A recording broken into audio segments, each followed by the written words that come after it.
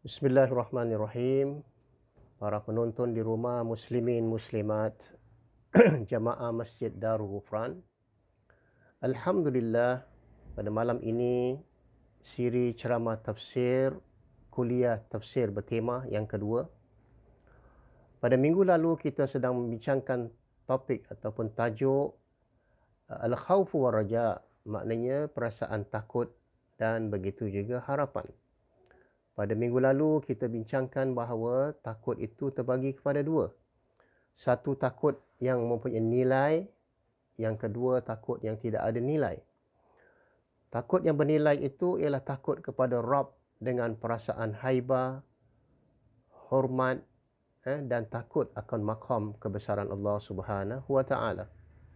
Takut yang kedua adalah takut yang tidak bernilai, takut kepada manusia, takut pada benda-benda ghaib, takut kepada serangan bakteria, kuman ataupun sebagaimana keadaan kita pada hari ini. Seharusnya kita harus memperkukuhkan roh kita tadi. Sebagaimana yang kita bincangkan pada minggu lalu, bahawa mereka yang mempunyai stres, tekanan jiwa ataupun resah gelisah akan mempunyai neurotransmitter yang rendah. Ia akan menyeksa tubuhnya kalau ia tidak melawannya. Ia akan meningkatkan, enhance the autoimmune disease. Ia akan meningkatkan penyakit autoimmunnya. Dan rohnya akan mengarahkan immune sistemnya ataupun sistem kekebalannya untuk menyerang badan kita sendiri. Nah, bagaimana kita kuatkan roh kita? Kerana roh kita ini adalah kepimpinan yang besar dalam tubuh badan kita tadi. Tidak lain tidak bukan kita harus menguatkan dengan berbagai-bagai ibadah harian, zikir, istighfar, membaca Al-Quran dan duduk dalam majlis-majlis ilmu bersama dengan para salihin. Yang pertama, bagaimana cara untuk kita mengatasi masalah ketakutan ataupun mereka yang mengalami stres, tekanan jiwa, resah, gelisah. Lebih-lebih dalam keadaan kita pada hari ini, ketika kita berada dalam circuit breaker dan keluar daripada circuit breaker dan sebagainya. Pertama, Allah Subhanahu wa taala mencipta suatu neurotransmitter untuk merangsang sel-sel dalam tubuh badan kita. Di antara sel yang bernama Schwann yang kita bincangkan pada minggu lalu, the helper cells, peranannya adalah memperbarui neurotransmitter kita. Tetapi bagaimana tadi? Tidak lain tidak bukan sebagaimana firman Allah dalam surah Al-A'raf ayat 31 yang berbunyi, Ya bani Adam, khuzu zinatakum inda kulli masjidin wa kulu washrabu wa la tusrifu. Hai anak Adam, pakailah pakaianmu yang indah setiap kali mendatangi masjid. Makan dan minumlah, namun janganlah berlebih-lebihan. Jadi cara kita nak mengatasi penyakit immune sistem kita tadi adalah dengan makanan yang seimbang, makanan yang sihat, makanan yang berkhasiat dan pola hidup yang baik. Islam mengharuskan hambanya makan dan minum apa sahaja, asalkan makanan itu yang halalan thayyibah. Maknanya makanan yang halal dan dalam masa yang sama menyeluruh kualitinya. Sama ada dari sudut efikasinya, kejituannya, hygiene-nya, kebersihannya, safety-nya dan vitamin quality makanan yang kita makan. Maka pesakit yang mengalami autoimmune disease atau penyakit autoimmune, kita akan berikan pesakit itu sumber makanan yang natural, yang asli, yang berperanan untuk mengimbangi pada sel-sel tubuh badannya serta memperbaiki sel-sel yang telah rosak. Jadi kalau kita rujuk kepada satu the new scientific ataupun dipanggil the Quran's Healing Horizon oleh seorang pakar yang bernama Dr. Ramadan, dia mengatakan bahawa the creator of illness is the one who created mankind. Maknanya pencipta penyakit Dialah yang mencipta manusia. Allah lebih mengetahui dalam keadaan penyakit jiwa yang dihadapi oleh seorang manusia. He put secret knowledge in his book. Allah meletakkan ilmu rahsia-rahsianya di dalam kitabnya agar kita manusia membaca dan mengkajinya. We don't understand, kita tidak faham, but it affects all kind of illness and cures them by his will. Kita tidak dapat memahaminya, tetapi kesannya kepada seluruh penyakit, dan ia akan memberi penawar kepada mereka dengan izin Allah Subhanahu wa taala. Jadi dia katakan this could be done by rebalancing the cells that were corrupted. Caranya adalah bagaimana kita nak mengimbangi sel-sel yang telah rosak. As we said, any sickness, illness or disease is the result of a certain damage in the program of cell, ataupun dipanggil reprogramming. Maknanya sebagaimana setiap penyakit, wabak ataupun apa sahaja jangkitan, ia adalah natijah daripada kerosakan dalam program sel di dalam tubuh badan kita, maka itu dipanggil the reprogramming cell. Bergantung kepada jenis penyakit, wabak ataupun jangkitan tersebut. Maka Allah Subhanahu wa taala dalam surah Al-A'raf tadi berfirman, wa kulu washrabu wa la tusrifu. Makanlah dan minumlah, namun jangan berlebih-lebihan. Jadi jangan sampai ketika kita makan itu kita tidak mencari ataupun mengikut sistem yang tertentu. Yang kedua, kata Dr. Jamir Al-Qudsi, we will give the patient food that will elevate the neurotransmitter system. Kita akan berikan pesakit itu makanan ataupun apa sahaja herba-herba yang boleh meningkatkan dia punya sistem neurotransmitter tadi. It will repair the neurotransmitter from natural resources ataupun sources that has guidance that will meet the balance. Kita apabila dengan makanan yang baik itu ataupun sumber yang baik yang mempunyai pedoman, ia akan menemukan keseimbangan dan repair dia punya neurotransmitter. Tetapi bagaimana? Ketahuilah hadirin hadirat para penonton di rumah, bahawa makanan yang seimbang boleh meningkatkan sistem neuro kita dan ia dapat memperbaiki neurotransmitter kita daripada sumber makanan yang baik, yang tabi'i, yang natural dan sebagainya. Maka daripada itu, the new science discovery, menurut the new kajian sains yang baru, secara semula jadi kita mempunyai dalam otak kita ini satu kelenjar yang dinamakan pineal gland ataupun kelenjar gland. Ia bergerak dengan saat perjalanan matahari. Maka katanya, apabila kita makan ketika 5 waktu solat yang sesuai dengan saat perjalanan matahari, ia dapat mengeluarkan satu hormon yang penting yang dinamakan melatonin, yang dapat menggerakkan sistem imun tubuh badan kita. Maka dengan itu, kata Dr. Jamil, dan begitu juga dalam kitab Islamic Medicine, The Key to a Better Life oleh Yusuf Al-Hajj, dengan itu katanya kita harus makan pada waktu-waktu yang diberkati dan makanan yang diberkati. Satu, sesuai dengan waktu-waktu yang diberkati, ini waktu solat. Yang kedua, makanan-makanan yang diberkati yang disebut di dalam Al-Quran, the Quranic food.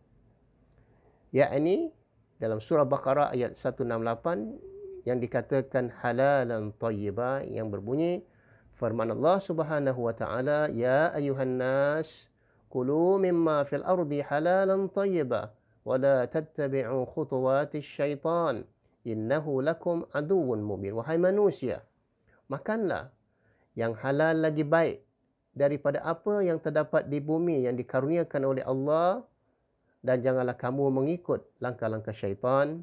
Maknanya kita tidak menjaga makanan kita sama ada halal ataupun diberkati oleh Allah Subhanahu wa taala. Jadi halalan thayyibah adalah konsep universal.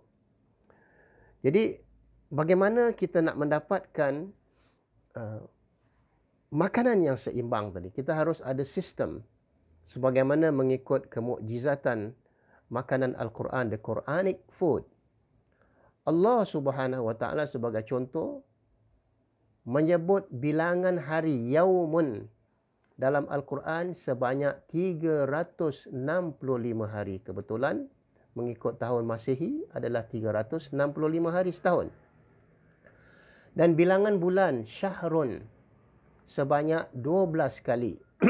Dengan firman Allah Subhanahu wa taala, A'udzu billahi minasyaitonir rajim. Inna iddatasy syuhuri 'indallahi 12 syahran fi kitabillah. Surah At-Taubah ayat 36. Dan perkataan salah ataupun salawat disebut di dalam Al-Quran sebanyak 5 kali. Maka kalau kita ikut urutan Al-Quran, makanan yang disebut dalam Al-Quran yang dinamakan sesuap ataupun luqmah, ataupun dalam bahasa Inggeris dia katakan mouthful, kita perlu meletakkan satu unit suapan makanan bagi seorang insan sebagaimana yang disebut oleh World Health Organization, WHO. WHO memberi definisi satu suapan bagi seorang yang sedang saiz berat badannya lebih kurang 70 kilo adalah 15 gram. Satu suapan, maknanya mouthful itu 15 gram. Contohnya, buah delima ataupun pomegranate yang disebut di dalam Al-Quran, fiha fakihatun wa nakhlun wa rumman dalam surah Ar-Rahman. Disebut buah delima dalam Al-Quran sebanyak 3 kali. Maka kita perlu mengambil 3 sudu kecil jus pomegranate sehari. Lebih kurang tadi. Untuk mengimbangi tubuh badan kita dan memberikan dia panggil memperbaiki hati kita yang mempunyai sel-sel yang terganggu tadi. Contohnya buah anggur, inabun, disebut sebanyak 11 kali. Maka kita digalakkan untuk makan sehari buah anggur lebih kurang dalam 2 gram. Lebih kurang 2 gram itu antara 10 hingga 15 biji lah, lebih kurang. Apabila kita kumpulkan semua jenis makanan-makanan dan minuman dan kita mula mengira kadar kaloris pada makanan yang disebut oleh Al-Quran secara berulang-ulang, ia sangat bertetapan dengan apa yang disebut oleh WHO, kadar kalori yang diperlukan oleh seorang manusia setiap hari tadi. Maka apabila kita mengira kadar protein pada makanan yang disebut di dalam Al-Quran, kita dapati bertepatan 63 gram setiap hari lebih kurang yang diperlukan oleh seorang bersaiz sederhana yang tadi dikatakan berat badannya 70 gram. Dan keperluan protein ataupun lemak ataupun herbal ataupun functional food atau makanan yang berfungsi ataupun vitamin, water soluble dan mineral lebih kurang 63 gram setiap hari. Selanjutnya minyak zaitun disebut di dalam Al-Quran. Sama ada dalam surah Waqi'ah, dalam surah Rahman dan surah Wat-Tini waz-Zaitun. Minyak zaitun disebut oleh Al-Quran hanya sekali sahaja. Minyak zaitun disebut di dalam Al-Quran sebanyak sekali dalam surah An-Nur. maka kita dianjurkan untuk mengambil hanya 1 sudu makan minyak zaitun sehari.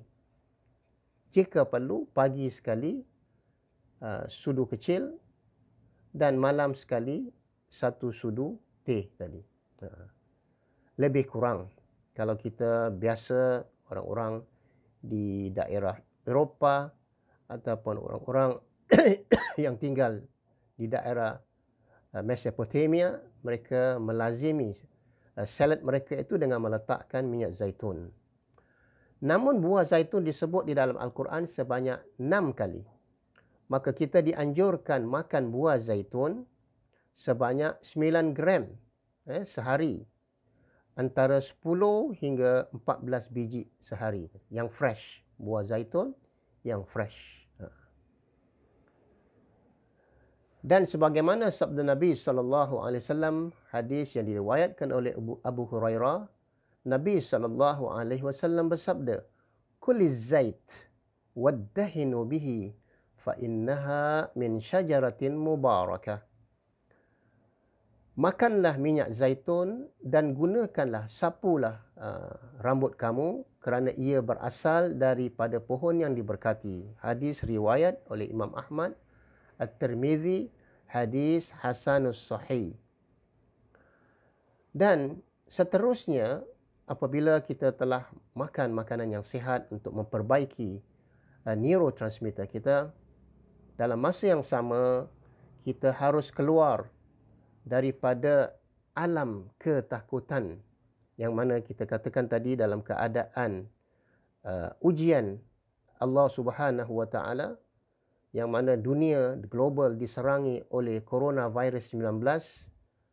Begitu juga manusia hidup dalam keadaan takut, resah gelisah, kekhawatiran, tekanan perasaan dan sebagainya.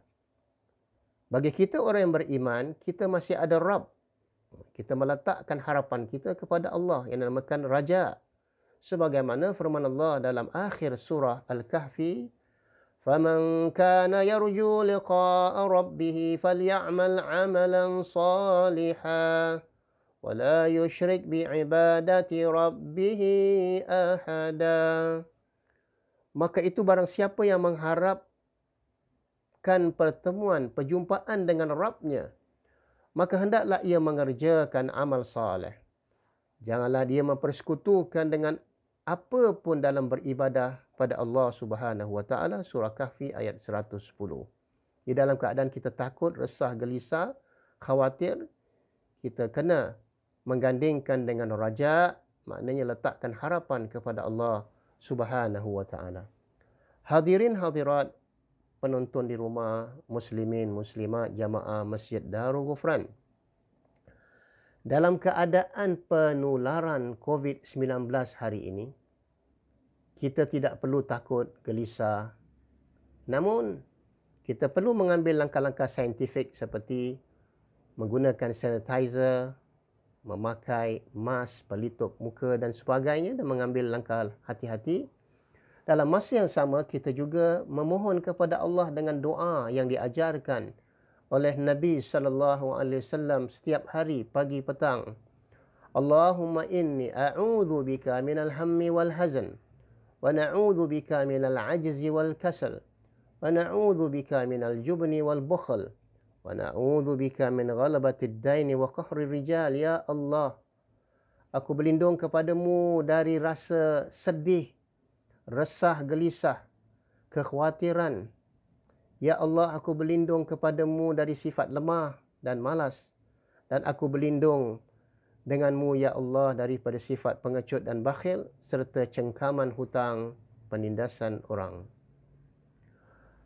Maka sebagaimana kita katakan pada awal lagi, bahawa roh kita merupakan kepimpinan yang besar dalam tubuh badan kita, dan ia boleh menguatkan organ-organ kita yang 5 tadi, sama ada liver kita, kita punya hati, jantung, pankreas, kita punya organ-organ yang lain. Sekiranya roh kita ini kuat tadi. Kerana mengikut Ibn Qayyim Al-Jauzi mengatakan, bahawa tubuh badan kita ini dipengaruhi oleh sifat kesedihan. Lebih-lebih lagi ginjal kita tadi. Kerana orang yang mengalami sakit ginjal ini sebenarnya dia tidak boleh senantiasa bersedih hati, resah, gelisah dan sebagainya. Seharusnya dia harus menanamkan sifat ketenangan, gembira dan yakin kepada Allah. Jadi ada 6 perkara yang harus kita lakukan dalam menghadapi keadaan hari ini. Kita diuji dengan berbagai-bagai ujian, lebih-lebih lagi dalam keadaan circuit breaker 2 bulan yang lalu, banyak di kalangan manusia, lebih-lebih lagi di kalangan umat Islam, ada yang merasa resah, gelisah, sakit jiwa, tekanan jiwa, banyak sangat kekhawatiran tadi. Jadi yang pertama sekali, hadirin hadirat mereka yang beriman, pertama sekali kita harus kuatkan akidah kita. Tauhid rububiyah kita. Kita hanya takut kepada Allah, bukan kepada yang lain-lain. Bukan takut kepada coronavirus. Kerana coronavirus itu juga adalah makhluk Allah. Allah lah maha berkuasa atas segala-galanya. Sebab tu kita kena cepat kembali kepada Allah. Bukan kembali kepada manusia ataupun apa-apa sahaja. Yang kedua adalah tawakal kita. Kebergantungan kita kepada Allah Subhanahu wa taala. Allahus Samad. Allah adalah Rabbun Nas, Tuhan manusia. Ilahin Nas, Tuhan sembahan manusia. Dan begitu juga Allah adalah Malikin Nas dalam surah Al-Falaq dan surah An-Nas. Ketiga, kita kena kurangkan dengan mendengar berita-berita palsu. Kita lihat dalam keadaan penularan coronavirus tadi, terlalu banyak berita-berita palsu tentang virus corona tadi. Jadi kita harus hindarkan, hanya berpegang kepada berita-berita yang sahih, yang valid. Yang keempat, ketika kita duduk di rumah, kita juga perlu mengamalkan pola hidup sihat ataupun gaya hidup sihat dan pemakanan yang sihat ataupun nutrisi yang baik. Walaupun kadang-kadang kita kurang masak di rumah, kita banyak order makanan online dan sebagainya, pastikan bahawa makanan itu pertama halalan, yang kedua thayyibah, maknanya dari sudut kejituan makanan itu, dari sudut kualitinya, dari sudut efikasinya, dari sudut kebersihannya dan dari sudut safety, keselamatan. Bukan hanya kita order saja makanan yang halal tapi kita terlepas pandang tentang thayyibah tadi. Yang kelima, hadirin hadirat penonton di rumah, kita kena kurangkan takut, kekhawatiran, gelisah, stres yang berlebih-lebihan ataupun paranoid, sangat takut dan sebagainya. Yang keenam, kita kena letakkan harapan, raja hanya kepada Allah Subhanahu wa taala. Hasbunallahu la ilaha illa huwa fattakhidhu wakila ataupun wahuwas samiul alim. Maknanya cukuplah Allah bagi kita, tidak ada Tuhan melainkan Dia. Allah. Maknanya kita hanya takut kepada Allah. Ilah, la ilaha illallah. Bukan takut kepada coronavirus, bakteria, takut kepada manusia, takut macam-macam. Jadi sebab itu tadi dari awal topik kita, tema kita ni, ar-raja, al-khawful waraja, takut, dan dalam masa yang sama kita letakkan harapan kepada Rabbun Nas, Ilahin Nas, dan begitu juga Malikin Nas. Qul a'udzu birabbil falaq, kita bergantung kepada Rabb al-Falaq yang menguasai cuaca subuh tadi. Dan setiap kali kita keluar rumah, kita membaca bismillahilladzi la yadurru ma'asmihi syai'un fil ardi wala fis sama'i wa huwas samiul alim. Dan doa yang dianjurkan oleh Nabi sallallahu alaihi wasallam, doa-doa perlindungan. Kita ada Rabb. Maknanya a'udzu bikalimatillahi tammati min syarri ma khalaq. Aku berlindung dengan nama-nama Allah yang maha sempurna daripada apa sahaja yang dicipta. ataupun penyakit, bakteria, virus, penularan COVID-19 dan sebagainya. Maka ada 7 perkara yang harus kita amalkan, amalan-amalan pelindungan daripada wabak coronavirus. Yang pertama, mintalah pelindungan dengan Rabbil Falaq, Rabbin Nas, Ilahin Nas, Malikin Nas, Allahus Samad. Yang kedua, kita sering ruqyah. Apabila kita nak minum air putih, kita boleh ruqyah diri kita sendiri. Kita boleh jampi diri kita sendiri dengan membaca Al-Fatihah sekali ataupun 3 kali ataupun apa surah yang boleh memberi syifa ke dalam air, kemudian kita minum. Yang ketiga, kita harus sentiasa membudayakan berwuduk. Satu hari lebih daripada 5 kali. Tidak cukup hanya kita menggunakan sanitizer. Sanitizer itu secara saintifik. Namun kita perlu kepada kekuatan roh. Kekuatan roh itu terdapat juga pada setiap kali kita berwuduk. Maknanya kita berwuduk tu kita menyebut nama Allah. Maka Allah akan memberikan kita perlindungan. Begitu juga sebelum kita menyentuh makanan. Ada 2 hadis yang menggalakkan dan menceritakan bahawa Nabi SAW berwuduk sebelum menyentuh makanan. Itulah yang terbaik. Kerana kita tak tahu tangan kita ni menyentuh macam-macam perkara. Yang kelima, amalkan surah Al-Fatihah. Amalkan 10 ayat daripada surah Al-Baqarah. Amalkan 3 kul. Ini semua adalah pelindung ataupun pelindungan. Sebagaimana firman Allah di dalam surah Al-Isra ayat 82, wa nunazzilu minal Qur'an ma huwa shifaa'un wa rahmatun lil mu'minin. Dan kami turunkan daripada Al-Quran apa-apa yang boleh memberi syifa, penawar, dan begitu juga menjadi rahmat bagi orang-orang yang beriman. Maka dari itulah kita lihat Al-Quran sebenarnya selain daripada kita mendapat petunjuk, ia juga adalah sebagai syifa, penawar tadi. Yang keenam, kita amalkan doa-doa zikir harian, doa-doa perlindungan. Maknanya doa ketika kita bangun tidur, doa ketika kita nak masuk bilik air, keluar bilik air, doa keluar rumah, bismillahi tawakkaltu 'ala Allahi wala haula wala quwwata illa billah.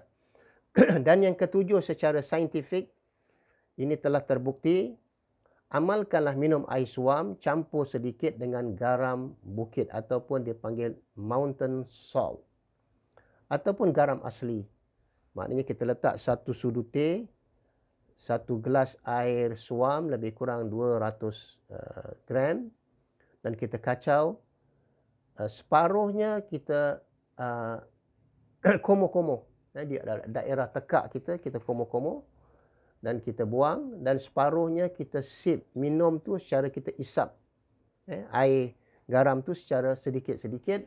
Jadi kalau sekiranya ada bakteria, kuman-kuman yang ada di saluran tenggorokan kita, ia akan mati dan tidak sampai kepada paru-paru. Kerana kuman coronavirus ini apabila dia menyerang kedua paru-paru kita, maka kita akan mengalami masalah.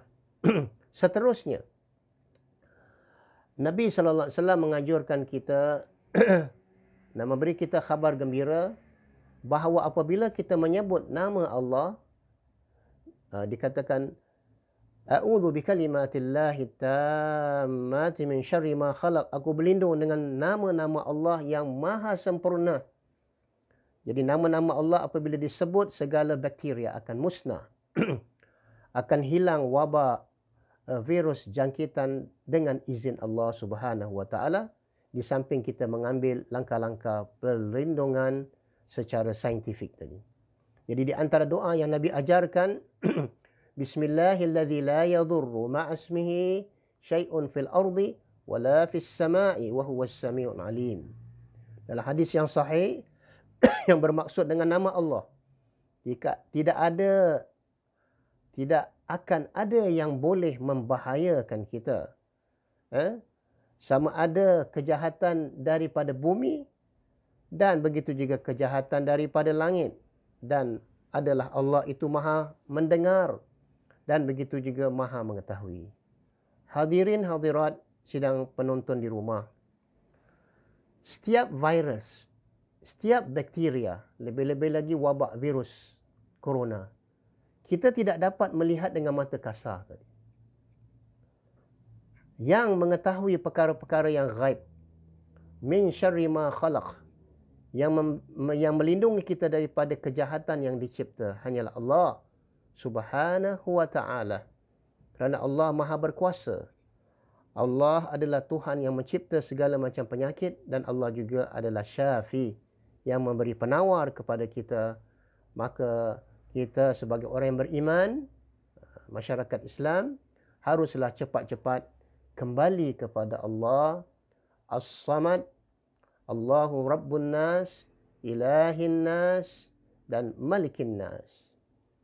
Sebagai sampingan untuk kita bantu selain daripada doa-doa, kita perlu menguatkan daya tahan kita ataupun immune system kita tadi. Tadi kita bincangkan tentang the neurotransmitter itu memerlukan kita punya sistem immune yang kuat.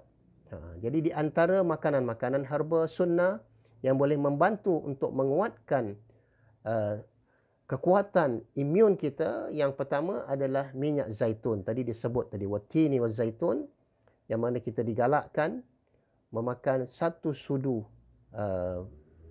organic extra virgin olive oil satu hari, 1 sudu sebelah pagi ketika perut kosong. Yang kedua, habbatus sauda. Habbatus sauda ataupun jintan hitam ini dia ada berbagai-bagai. Ada yang minyak, ada yang biji, ada yang sudah dimasukkan dalam kapsul tadi. Jadi kita harus makan mengikut peraturan preskripsi yang betul. Mengikut kekuatan jantung kita, kekuatan paru-paru kita dan kekuatan ginjal kita tadi. Yang ketiga, kurma ajwa. Telah dijelaskan kalau kita dapat mencari kurma ajwa daripada Madinah sebagaimana hadis, dan begitu juga kajian saintifik baru 5 tahun dahulu daripada Universiti Riyadh dan Universiti Malik Abdul Aziz telah membuktikan bahawa kurma ajwa di antara yang boleh membantu mencegah daripada kanser tadi. Yang keempat, air zam-zam. Air zam-zam adalah 1000 penawar. Nabi SAW bersabda, ma'u zamzam lima syuribalah. Air zam-zam itu menurut apa yang kita doa. Jadi dia adalah air yang kandungan pH levelnya sama dengan alkaline, dan dia ada mengandungi lebih daripada 100 mineral maha suci Allah yang telah diminum oleh umat Islam ribuan tahun sejak daripada zaman Nabi Ibrahim dan Ismail. Yang kelima, di antara herba-herba sunnah adalah madu asli. Pastikan kita nak membeli minum madu asli, carilah daripada kedai herba ataupun kedai-kedai yang boleh dipercayai. Ataupun madu Nusantara yang kita perlukan.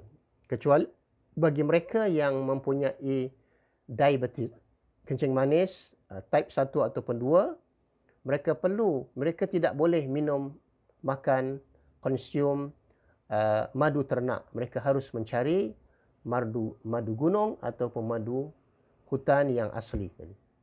Yang keenam tadi, sebagaimana saya sebut, di antaranya adalah garam gunung ataupun mountain salt. Berkomor-komor dengan air suam campuran 1 sudu kecil garam bukit setiap 6 jam sekali. 1 hari 3 kali. Maknanya setiap 6 jam kita komoh-komoh dengan air suam yang campuran 1 sudu kecil garam bukit untuk membunuh kuman-kuman yang sekiranya kita terhidu walaupun kita pakai mask untuk mencegah kuman ataupun virus COVID dengan izin Allah Subhanahu Wa Taala. Dan ketujuh, di samping kita mengamalkan herba-herba sunnah yang boleh menguatkan sistem daya tahan kita, kita juga perlu tadi sebagai dalam surah Al-A'raf ayat 31 dan surah Al-Baqarah ayat 168, mengamalkan makanan yang seimbang yang dipanggil balanced food, dan begitu juga mengamalkan gaya hidup sihat ataupun pola hidup sihat. Jadi maka dari itu kita kembali kepada surah Al-Baqarah ayat 155 tadi, yang mana Allah Subhanahu wa taala mengatakan lanabluwannakum bisyai'in minal khaufi wal ju' wa naqsim minal amwal wal anfusi wath thamarat wa basyiris sabirin alladzina idza asabathum musibatun qalu inna lillahi wa inna ilaihi raji'un ulaika alaihim salawatun min rabbihim wa rahmah wa ulaika humul muhtadun. Dan sesungguhnya kami pasti akan menguji kamu dengan sedikit ketakutan, kelaparan, kekurangan harta benda, kematian jiwa orang yang kita kasihi, dan buah-buahan ataupun suplai makanan. Wa basyiris sabirin, berilah berita gembira kepada orang-orang yang sabar. Yakni orang-orang yang apabila ditimpa musibah, mereka mengucapkan inna lillahi wa inna ilaihi raji'un. Itulah yang dikatakan harapan. Yakni kita kembali kepada Allah dengan meletakkan harapan agar Allah Subhanahu wa taala melindungi kita dan memelihara kita daripada cubaan-cubaan ketika kita berada dalam kemelut ataupun ujian, serangan penularan coronavirus. Mungkin kita dalam keadaan ketakutan, kekhawatiran, ataupun ada yang diuji dengan Allah SWT, kehilangan pekerjaan ataupun kelaparan sehingga tidak ada pendapatan, kekurangan harta benda, ataupun ada di kalangan ahli keluarga mereka yang meninggal akibat daripada serangan coronavirus dan kekurangan suplai makanan. Tapi alhamdulillah, kita di Singapura ini makanan Allah karuniakan berbagai-bagai macam makanan, buah-buahan, sayur-sayuran, dan kita menikmatinya walaupun dalam keadaan kita circuit breaker tadi ataupun pemutus litar tadi. Maka dari itu hadirin hadirat yang dirahmati Allah, marilah sama-sama kita terus walaupun dalam keadaan takut dan khawatir, kita masih ada Rabb. Kita meletakkan harapan dengan mengatakan inna lillahi wa inna ilaihi raji'un. Orang-orang yang apabila ditimpa musibah, mereka mengucapkan inna lillahi wa inna ilaihi raji'un. Maka mereka itu akan mendapat karunia daripada Allah Subhanahu wa taala. Anugerah daripada Allah, salawat. Ulaika alaihim salawat. Bagi mereka itu maknanya anugerah min rabbihim, daripada Tuhan mereka, wa rahmah, dan rahmat, dan mereka itulah orang-orang yang mendapat petunjuk. Wallahu a'lam bisawab. Aqulu qawli hadha wa astaghfirullah li wa lakum. Marilah sama-sama kita memudayakan doa-doa perlindungan, di antaranya bismillahirrahmanirrahim. Bismillahilladzi la yadurru ma'a ismihi syai'un fil ardi wa la fis sama'i wa huwas samiul alim. A'udzu bikalimatillahi tammati min syarri ma khalaq. Allahumma inna na'udzu bika minal hammi wal hazan wa na'udzu bika minal ajzi wal kasal wa na'udzu bika minal jubni wal bukhl wa na'udzu bika min ghalabatid daini wa qahrir rijal. A'udzu billahi minasy syaithanir rajim. Wal 'asri innal insana lafi khusr illa alladhina amanu wa 'amilus solihat wa tawassaw bil haqq wa tawassaw bis sabr. Wassalamu alaikum.